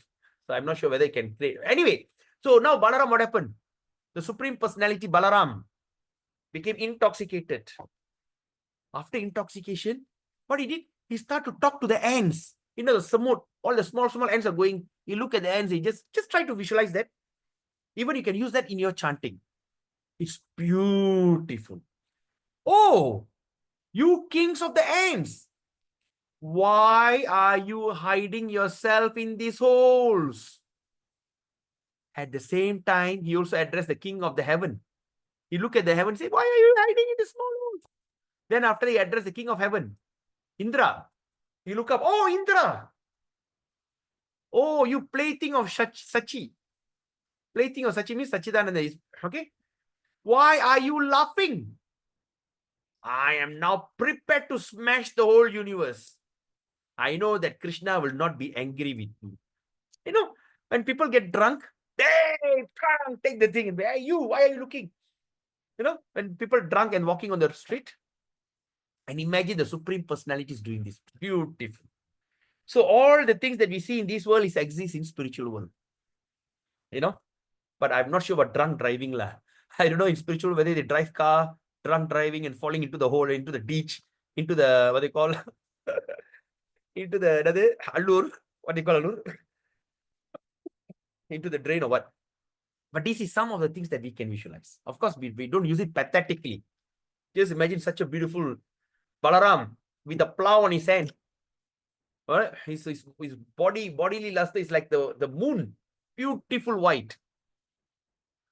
And he is drunk and he's looking at the hole and says, hey, you, come. Beautiful. Yatava prachang baba brahmati medini lala landati chandrama kr Krishna Vavada Drutam. Aha, Ashantikim, Vrishnaya. Shishudu, Mumu, Munchame, Papa, Pana Patre Stita, Mada, Skalitam, Alapan, Haladara, Shriyan Va Kriyat. Haladara. Who is Haladara? Balaram. Who is Balaram? Yes. So now what we can see this verse. All right, Balaram became so intoxicated. Baba Brahmati, Medini, Lalalandati Chramaha. Krishna, Vavada. That means he's so intoxicated. Krishna, Vavada Drutam. Aha, Hasantikim Vrishnaya. Shishudu, Mumu, Muncha, Me, Papa, Pane, Patrisita, Madas Kalitam, Alapan, Haladara Shriya Vakriya. When we really meditate on these kind of things, that's why detailed studies very, very important. Then he addressed Krishna. My dear Krishna, tell me immediately why the whole world is trembling, why the moon has become elongated, and you, the members of Yadu dynasty, right? Krishna Bhavada Drutam, Hashanti Kim Vrishnaya. Vrishnaya means the Vrishnis. Hey, members of Yadu, why are you laughing at me? Why are you laughing? All right? Then, okay. Then he says, please give me back my liquors made of honey from Kadamba flowers. Shishudu, Muncha, me, Pana. I mean, you can't even say the word Pana, Madhubanam, Pana. Can you see? Can you all visualize that? You know, hey, Kurda, beer. Give me the whiskey, give me that. Pana. No, you're so intoxicated. Give me back the liquor made of honey. Srila Rupa Goswami prays that Lord Balaram will be pleased with all the earth while he is talking like this as an intoxicated person. Gauranga. Can you see that? Okay. Rupa Goswami prays that Lord Balaram will be very pleased with all of us. My dear Balaram, please be very pleased with all of us talking about this, about you. What? When he was pleased with us, they're just talking like an intoxicated person. Haribol. Can you visualize all this? Put a thumbs up if you do. Do you understand what I'm saying? Are you all there? Okay. Please repeat, Prabhu, the last. Another? Repeat what? Please repeat the last part, Prabhu. So, Rupa Goswami, Srila Rupa Goswami, all right, he quoting this in Lalita Madhava, quoting this at Southern Wave, Southern Ocean, 4th Wave, text 37. You got this? You understand? Okay, Prabhu. Okay, now he's quoting what Balaram did. So, Brahmati, Landati, Santi, Pana.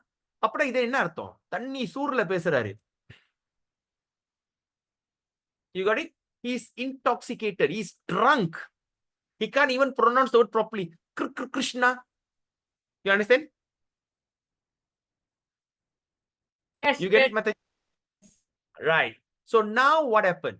So now Rupa Goswami is quoting this here. And then he prays. What he prays? He prays, Rupa Goswami prays that Lord Balaram will be pleased. So now we are talking the way how Balaram and he back drunk and he talk. Now Rupa Goswami is praying, pray that Lord Balaram will be pleased. He'll be very happy that with all of us, that means you and I, including all the acharyas who are reading this statement, he'll be very pleased with all of us while he's talking just like an intoxicated person. தண்ணி போட்டு சூர்ல பேசுற கதையை நம்ம இன்னைக்கு பேசுறது பலராமன் நம்ம கிட்ட திருப்தி அடைஞ்சி நம்மளே ஆசீர்வாதம் பண்றதுக்கு கேட்டுக்கொள்கிறார். You got it? Yes, yes, Prabhu. So sometimes when you talk about people who are drunk, next day they get irritated, right? Sometimes people drunk, people come back home, hey, yesterday you create a havoc lah. What did I do? Huh? You look at the GRO, I love you, I want to marry you. Ah, really? I did that? Oh, all the things done. Ayyo, malula. Did anybody say? Everybody watch. Some people even take video. Oh my God, so humiliating. And this thing was written, was witnessed by who? By the manjaris by the gopis, Sakis. And they come back, they wrote exactly how Balaram acted. The word that he used, ba ba ba, la la la, ha ha ha, pa pa pa. Then after that, Rupa Goswami prayed, oh my dear Lord, I hope you are very pleased with all of us while we are talking just like when you are just talking like a intoxicated person. You all got this? Isn't this beautiful, my dear Prabhus and mothers? Wonderful or not? What happened? All of you became so mesmerized, overwhelmed, excited, or don't know what I'm talking about. Put a thumbs up. I know someone is listening then.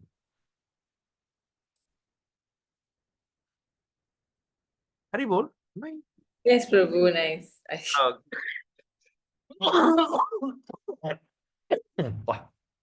ரொம்ப ஓரா பேசி தொண்டை இரும்பலே வந்துருச்சு. Alright, anyway.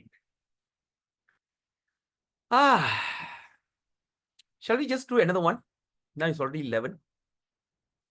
Omni intoxication. Alright. Can. No, can, but I have to rush. I have to offer the food and bring food. Anyway, okay. I so can't stop. Uttamastu madacheta madhyo hasati payati kanishta kroshati svairam purusham vakti roditi. In this state of intoxication now what happened? Balaram felt very tired and lay down to rest. Generally, those who are exalted personality lie down when they feel intoxicated. Whereas those who are mediocre laugh, sing during intoxication. And those who are lowly use vulgar language and sometimes cry. So what he says, after Balaram became so intoxicated, he started to lie down and start to sleep. So what he says, what is here is mentioned, those who are exalted personality, after they intoxicated, they simply go and sleep. But those who are mediocre, half, they laugh and sing. They start, sometimes you go for party when they intoxicate, they start to dance like a madman. But those who are low people, low mentality, they start to use all kind of vulgar words. Bad words start flying here. Four-letter words and all the words flying. And after that, sometimes they cry. But there's another crazy people in Kali Yuga. Crazy people in Kali Yuga, when they're drunk, they drive. But crazy people in Kali Yuga, when they're drunk, they drive. Okay, anyway. Madopi. Mado. Alright? Mado. Mado na mandam. Mandanile. Madopi trivida. Proktas tarunadi prabedata. Atra natyupayogitva. Vistarya nahi varnita. Such intoxicated is manifest according to the different age and mentalities. Therefore, Srila Rupa Goswami does not describe further in this direction because there is no necessity for such discussion. So, Rupa Goswami stopped the discussion here and he says, no need to speak about it further. Okay. So now, okay, we do the last one here. Ananga Vikritya Barajo Yata Prajapati Sudam Agre Vriksha Bukni Bhaved Brur Brahmati Hasati Rodyasyam Antar Dadati Pralapati Muhur Alim Vandate Pashya Vrinde Nava Madane Madanda Hanta Gandhar Vikeyam. There's another description of symptoms of intoxication in the person of Radharani. Now, after she saw Krishna, sometimes she was walking hither and thither. All right? Whenever she saw Krishna going up and down, hither, go like aimless. Sometimes she was laughing. Sometimes she was covering her face. Sometimes she was talking without any meaning. Sometimes she was praying to her associate gopis. And seeing the symptoms of Radharani, the gopis begin to talk among themselves. They say, just see how Radharani has become intoxicated simply by seeing Krishna before her. This is an instance of ecstatic love in intoxication. Go Ranga. All glories to Acharya Srila Prabhupada. All glories to our Guru Parampara. All glories to Chaitanya Mahaprabhu. All glories to Vaishnava. Vancha kalpatarubhyascha kripa sindhu bevacha paditanam pavinebhyo Vaishnavebayo namo namaha. By this, you can understand how wonderful these Vaishnava devotees. Vaishnava devotees are indeed our well-wisher. Without the mercy of Vaishnava, all these things, we are not here at all. No, sometimes they say, oh, without my parents, I'm not here. Without this, but now, without the mercy of Vaishnava, all the acharyas, imagine we are not here to discuss this subject matter. And imagine the amount of sacrifice the acharyas have made in their life so that we could simply understand. And by the mercy of Srila Prabhupada, we are talking about it. Okay, we are studying this in English. And you know, when he wrote this book, Nectar of India Devotion, he wrote it in the year 1969. And when the movement is just newly started. So now, when the movement newly started in 1965, when they start to register they registered the International Society for Krishna Consciousness. In 1969, imagine how matured the devotees could have been. And Prabhupada translated this book. And all the devotees are reading this book so intensely. Do you think they are ordinary people? Do you think all these personalities are ordinary people? All right. And one moment Prabhupada said, suddenly he just looked at, I'm so grateful to all of you. My spiritual master sent all of you to assist me in propagating Krishna consciousness all around the world. So this is, we understand. We are not sentimental.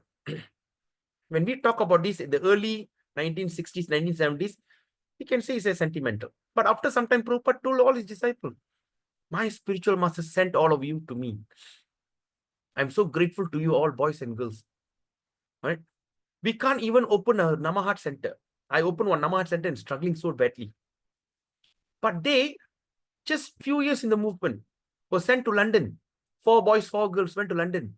They don't know head and tail. They don't have money. They don't know whether to turn right or turn left. They don't have anything. They just went there, start all over again. Sit in the bench and start to sing Hare Krishna. Whatever little food they get, they eat.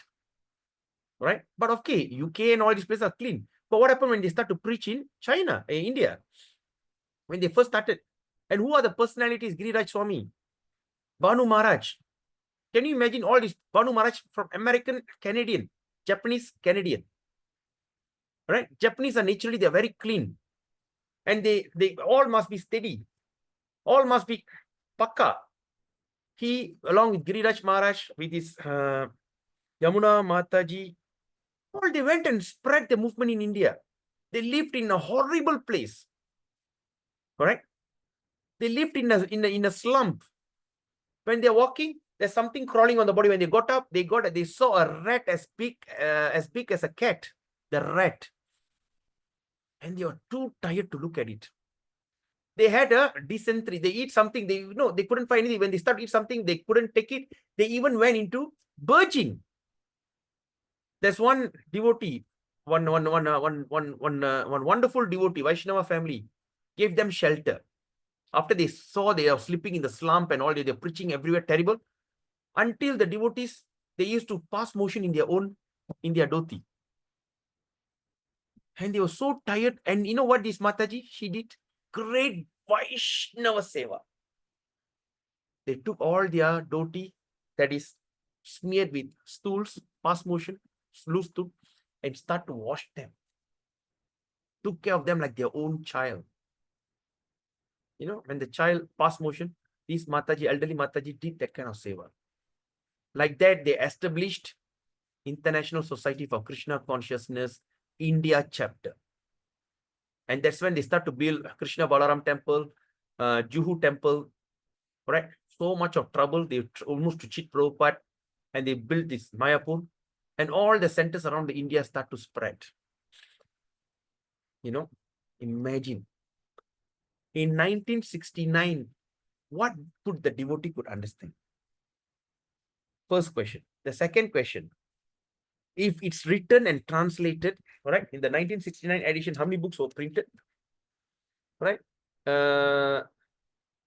Total 418 copies were printed by 1982. First Indian printing was 1989.